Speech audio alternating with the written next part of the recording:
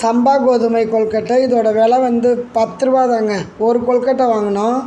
நல்லா ஹெல்த்தியான கொழுக்கட்டை தான் இது. எல்லாருமே ஷேர் பண்ணி சாப்பிட்டோம். ரொம்பவே டேஸ்ட்டாக இருந்துச்சு. நான் எங்கள் பேத்திக்கிட்ட சொன்னேன், சம்பா கோதுமை சும்மா செஞ்சு கொடுத்தா சாப்பிடுவீங்களா, கொழுக்கட்டை ஒன்றா சாப்பிட்றீங்கன்னு. ஆமாவா அப்படின்னாங்க.